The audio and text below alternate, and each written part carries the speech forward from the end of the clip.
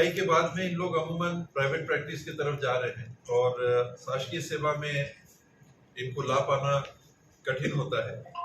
फिर भी बॉन्ड की व्यवस्था के माध्यम से करीब 200 डॉक्टर हर साल तैयार हो रहे हैं, 200 से 300 250 के आसपास पोस्ट ग्रेजुएट्स। तो हर 6 महीने में उनको बॉन्ड के माध्यम से हम लोग मदद कर रहे हैं विभिन्न मेडिकल कॉलेजों में और जिला अस्पतालों में जहां विशेषज्ञों की कमी है। सीधी भर्ती भी कर रहे हैं। पहले ये पद प्रमोशन के माध्यम से भरने के प्रावधान थे, तो प्रमोशन उतने थे ही नहीं लोग कि प्रमोट होकर उन पदों को भर सके। मुख्यमंत्री जी से कैबिनेट से हम लोगों ने मांग की थी और उनने वन टाइम रिलैक्सेशन देके 50% सीधी भर्ती 50% प्रमोशन से पदों को भरने की अनुमति दे दी थी। उस बाबत जहां पहले 125 एक विशेषज्ञ थे, आज 600 से ज्यादा विशेषज्ञ छत्तीसगढ़ में काम कर रहे हैं, मेडिकल कॉलेजेस में भी और जिला अस्पतालों में भी, CHCs में भी। अगर सब जगह जोड़ के आप करें तो 600 से 800 विशेषज्ञ अभी हो गए। फिर भी जो कमी दिखती है, ये कम से कम 600-700 और हमको विशेषज्ञ चाहिए। तो जहां इन 4 सालों में कुछ भर्ती हम लोग कर पाए हैं, फिर भी कमी अभी वैकेंसी काफी है। जहां तक MBBS डॉक्टर्स की बात है, उनमें सुधार तुलनात्मक काफी आया है। 800 पद रिक्त थे जब सरकार के माध्यम से जिम्मेदारी मिली थी और 300 पद नए हम लोगों ने हाट बाजार के लिए मांगे थे जो मुख्यमंत्री जी ने स्वीकृत किए। उसके अतिरिक्त अभी आप देख रहे होंगे कि हमर क्लिनिक सभी शहरी क्षेत्रों में हमर क्लिनिक खुल रहे हैं।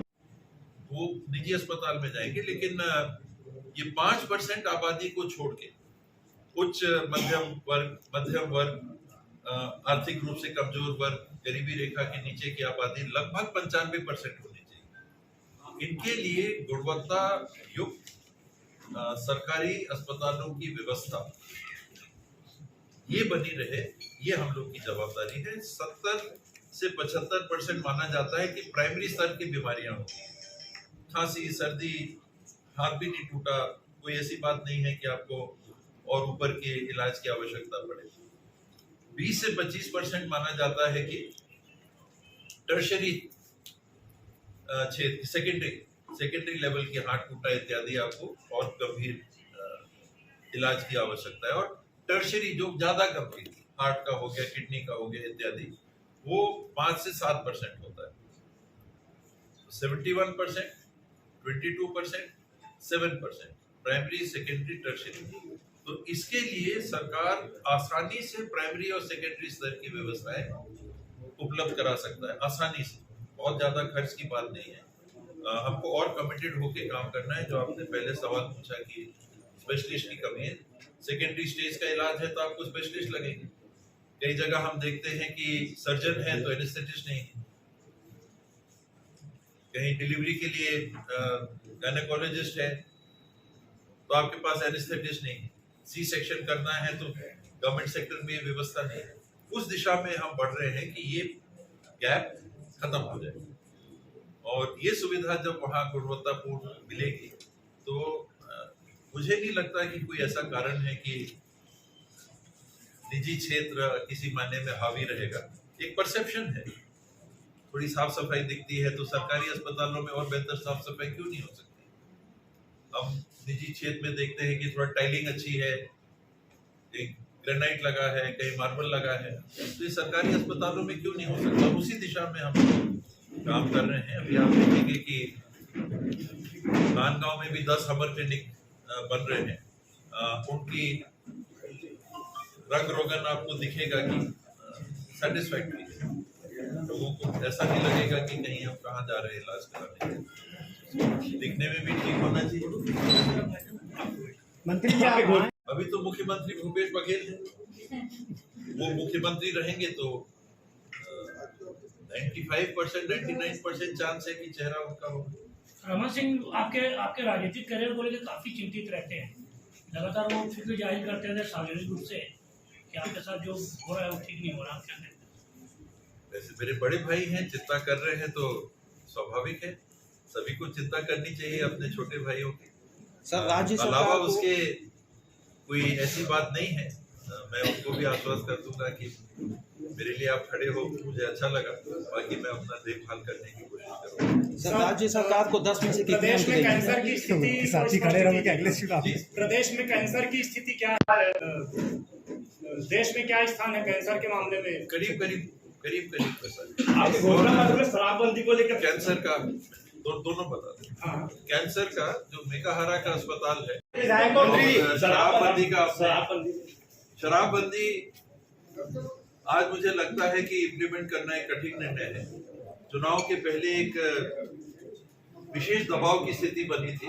महिलाएं और कई सामाजिक संस्थाएं सामने आके इसमें पहल कर रही थी कि पूर्ण शराबबंदी होनी चाहिए और आदिवासी अंचलों में छोड़ के राज्य के शेष भागों में शराबबंदी के लिए घोषणा पत्र में उसको सम्मिलित किया गया था। सरकार ने सर्वदलीय समिति का गठन किया और विपक्ष उसमें सामने नहीं आया। पिछली सरकार जब थी उनने भी इसके बाबत एक कमेटी बनाई थी और शराबबंदी या बिक्री कम करने के बजाय उनका रिकमेंडेशन था कि बियर बार और खोले जाए। तो एक कठिन निर्णय। आज चुनाव के पहले पूर्ण शराबबंदी लागू हो जाएगी, मुझे नहीं लगता है कि मंत्री जी पहले घंटे में उनको कहीं ले जाने के बनस्पत स्टेबलाइज करने की जरूरत है। वो व्यवस्था होनी चाहिए तत्काल की, जहाँ एक्सीडेंट हो पहले तो उनको स्थिर करना और फिर ट्रांसपोर्ट करें। अगर आपने एम्बुलेंस लगा दी और रायपुर आपको भेजना है तो गोल्डन आवर से ज्यादा तो टाइम आपको ट्रैवलिंग में लग जाएगा, तो 1 घंटा से ज्यादा लगेगा। आप कितना भी करिएगा रायपुर पहुंचने में 1 घंटा से ज्यादा लगेगा। दो चीज, एक एम्बुलेंस भी रहे और वो रहेगी, और दूसरा कि ट्रॉमा सेंटर स्टेबलाइज करने की। हार्ट अटैक आया, पहला चीज क्या है कि 1 घंटे उसको पेशेंट स्थिर कर लीजिए, फिर शिफ्ट। सर इस बार करीब 10-1 करोड़ रुपए की और व्यवस्था लग सकती है। 10 से 20,000, 10,000 तो मेरे को लगता है हो जाएगा, 10,000 करोड़ और लगेंगे। तो इसमें ऐसी कोई बात हमने रखने की कोशिश नहीं की है जो हवाई हो, यानी कह दिया, खुश करने के लिए कह दिया, चुनाव में वोट ले लिया, बाद में हम कर ना पाए। अमूमन इनमें जो किया जा सकता था उस बात को रखा था, जो नहीं कर सकते थे उसके लिए हम लोगों ने घोषणा पत्र बनाने के दरमियान ही हाथ जोड़ लिया। उदाहरण के लिए जो कॉन्ट्रैक्ट अपॉइंटीज हैं, ठेका कर्मी जो है, उनके लिए हम लोगों ने बोला था कि हम लोग नहीं कर पाए, लेकिन जो डेली वेज वर्कर्स हैं, जो अनियमित कर्मचारी हैं, उनको नियमित करने की बात कही गई थी। और सरकार के पास ये शायद अंतिम अवसर हो इस बजट के माध्यम से कि उसको जोड़ा जा सके। तो 3 से 4 हजार करोड़ रुपए अतिरिक्त भार शासन के ऊपर आएगा अगर ये सारे वर्गों की सारी मांगों को, जो समय इंगित किया गया था घोषणा पत्र में, 36 बिंदु हैं मोटे मोटे, उसमें आंगनबाड़ी कार्यकर्ता सहायकों का भी है, मितानिन बहनों का भी है, रसोइयों का भी है, जो सफाई कर्मी हैं उनका भी है, अन्य पदों पे काम करने वाले संविदा कर्मचारियों का भी है। बहुत सारी ऐसी बातें हैं।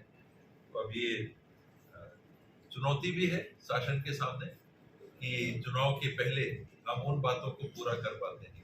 पहले दौर में 183 जिनकी स्वीकृति हो चुकी है और 183 और, तो 366 हमर क्लिनिक जिसमें 1 MBBS डॉक्टर रहेंगे और 4 स्टाफ और रहेगा। 124 प्रकार की दवाइयाँ उपलब्ध रहेगी और प्राथमिक उपचार यहाँ से होगा। आपको जो प्रेशर जिला अस्पतालों में या मेडिकल कॉलेजेस में रहता है सामान्य बीमारी के लिए, वो कम आपको होना चाहिए। तो ये भी MBBS डॉक्टर 366 ये हो गए। 300 मैंने हाट बाजार का बताया, इनको भी बॉन्ड के माध्यम से या सीधी भर्ती के माध्यम से हम लोग भर्ती कर रहे हैं। दिक्कत दूरस्थ इलाकों के लिए जाती है, जहां अमूमन कॉलेज से, मेडिकल कॉलेज से पढ़ के आने वाले छात्राएं और छात्र दूरस्थ इलाकों में नहीं जाना चाहते। तो वो एक समस्या है जो बॉन्ड के जो कैंडिडेट्स हैं उनको ग्रामीण सेवा अपने पहले 2 साल के सेवा काल में पूरी कर लें, फिर अन्यथा अन्य जगह उनकी पदस्थापना, ऐसी व्यवस्था कर रहे हैं। MBBS डॉक्टर्स की अभी कमी कम हुई है, काफी कम हुई है। MS और MD उसके चलते कई लोगों की मौत यही हो जाती है। दुर्ग से या रायपुर से मंगवाना पड़ेगा। ATL तो है, मैं और पता कर लूंगा ATL ना हो। कम से कम एक दे के जाइएगा। वो होंगे, नहीं होंगे तो अवश्य आ जाएगा इसमें। क्योंकि कभी दुर्घटना हुई थी, हम मुझे सब घोषणा पत्रकारी भी लोग है, थे, आप घोषणा करनी पड़े तो मैं घोषणा भी कर नहीं, दूंगा। हम लोग पत्रकारी लोग थे, दुरुक से मंगवाना पड़ा हमको गाड़ी। इसमें ट्रॉमा धोखा सेंटर मिल भी रहा कि खुल 4 रहे हैं। घंटे आने के बाद जब मिलाई आने तो वाले खत्म समय हो में गया। ट्रॉमा सेंटर खुलेंगे इस, और ये जो मरने वाली बात आई के लिए दिक्कत जाता था, तो अभी एक सुविधा युक्त हॉस्टल बन गया है कि काम आए और बेहतर पढ़ाई हो, बेहतर स्टाफ तैयार हो, यही मंशा है। राजा साहब, यहाँ के अस्पतालों में और मेडिकल कॉलेजों में भी प्रोफेसरों की कमी है, उसके लिए आप क्या करेंगे? और इसी से जुड़ा मैं इसमें सप्लीमेंट्री ऐड कर देता हूँ, वहाँ से स्ट्राइक में भी जा रहे हैं JR। इसमें कुछ पद के डॉक्टर्स की कमी रहती है और काफी दिक्कत जाती है। नए साल की, मकर संक्रांति की, आने वाले त्योहारों की, 26 जनवरी की अग्रिम बधाई, शुभकामनाएं। कोई बात आप लोग पूछना चाहें? पहले आप अपनी बात रख लीजिए, जिस विषय के लिए आप यहाँ आए हैं। यहाँ नर्सिंग कॉलेज के हॉस्टल का घोषित किया, आपके शिक्षा के क्षेत्र में घोषणा पत्र में भी इसका समावेश था कि इंग्लिश मीडियम को भी हमको बढ़ाना पड़ेगा, तब बराबर लेवल प्लेइंग फील्ड बच्चों को मिल सकेगी। को खाली रखा है, 1500 अगर पद है तो 700 स्पेशलिस्ट हैं, शेष पद हमको अभी भी भरना है। प्रक्रिया चल रही है, मिलते नहीं है, सच्चाई ये है कि मिलते नहीं। हमने ओपन रखा है, वॉक इन इंटरव्यू रखा है, लिए हम लोग आए हैं और लोकार्पित करके जो बच्चे वहाँ पढ़ेंगे उनको सुविधा युक्त वातावरण मिले, व्यवस्थाएं मिले, ये शासन की मंशा है। मंत्री जी, यहाँ बूढ़ा सागर है जो पूर्व सरकार के कार्यकाल में करोड़ों रुपए का घोटाला हुआ है, जांच नहीं हो रही, उसकी ना कार्रवाई नहीं हो रही। इस बाबत मैं सीधे तो कुछ नहीं कह सकता। अगर कोई कंप्लेंट ऐसी है मैं मुख्यमंत्री जी के पास भिजवा दूंगा उसको, मेरे को अगर आप दिला दें। हड़ताल पर है, उनकी अपनी मांगे हैं, तो किस तरह से इसमें मैटर को देखा जा रहा है कि मरीजों को? मांगे अपनी जगह है, मांग करने में कोई हर्जा भी नहीं होता और उसमें कुछ तथ्य भी हो सकते हैं, लेकिन हड़ताल पे जाना ये मैं उचित नहीं मानता, क्योंकि स्वास्थ्य की सेवाएं निरंतर मरीजों को प्राप्त हों, जो कि कई बार जीवन मृत्यु से संघर्ष करते रहते हैं, वहाँ स्ट्राइक करना उचित नहीं होता है। और स्ट्राइक करके आपको आपकी बात सुन ली जाएगी, ये तर्क भी मैं सही नहीं मानता, क्योंकि बात तो आप बोलोगे तो ऐसी भी सुनी जाएगी। डॉक्टरों की कमी है अस्पतालों में, इसको लेकर क्या करेंगे? भर्ती होते जा रही है डॉक्टरों की, फिर भी कमी है। मेरे ख्याल से MBBS डॉक्टर्स की तो करीब करीब पूर्ति हो जा रही है, और स्पेशलिस्ट जो डॉक्टर्स हैं, MD MS हैं, इनकी करीब 125 से आज 600 से 800 के बीच में, 700 के आसपास डॉक्टर्स हमारे पास उपलब्ध हुए हैं। फिर भी 700-800 हमारे को और चाहिए, तो ये डॉक्टर्स की कमी बनी हुई है, जिस कारण से स्पेशलिस्ट हमको नहीं दिखते। बजट में नियमितीकरण शामिल होगा कि नहीं होगा? ये तो मुख्यमंत्री जी ही बता पाएंगे, वित्त मंत्री जी, और बजट की बात तो पहले बताई नहीं जा सकती। लगातार हर साल 1500 से स्पेशलिस्ट डॉक्टर निकल रहे हैं, लेकिन सरकारी अस्पतालों में डॉक्टर नहीं हो। 1500 स्पेशलिस्ट नहीं निकल रहे, 1500 MBBS निकल रहे, 200 से 250 जो डॉक्टर हैं ये MD MS के निकलते हैं, और उन्हीं में से पूर्ति होते चली जा रही है। बड़े भाई और छोटे भाई का मिलाप हो पाएगा अगले चुनाव में? नहीं, मैं BJP कभी नहीं जाऊंगा। मतलब एक ये यहाँ भी आप लोग शायद उस बाबत पूछ रहे होंगे, मेरी व्यक्तिगत जो विचारधारा है, मेरी जीवन की जो फिलॉसफी है, मेरे जीवन का जो दर्शन है, वो मुझे BJP के साथ कभी नहीं जोड़ सकता। तो BJP में कभी नहीं जा सकता। शेष राजनीति क्या रास्ता लेती है वो भविष्य में तय होगा। कोई अपनी पार्टी बनाएंगे? नहीं, बहुत पैसे लगते हैं।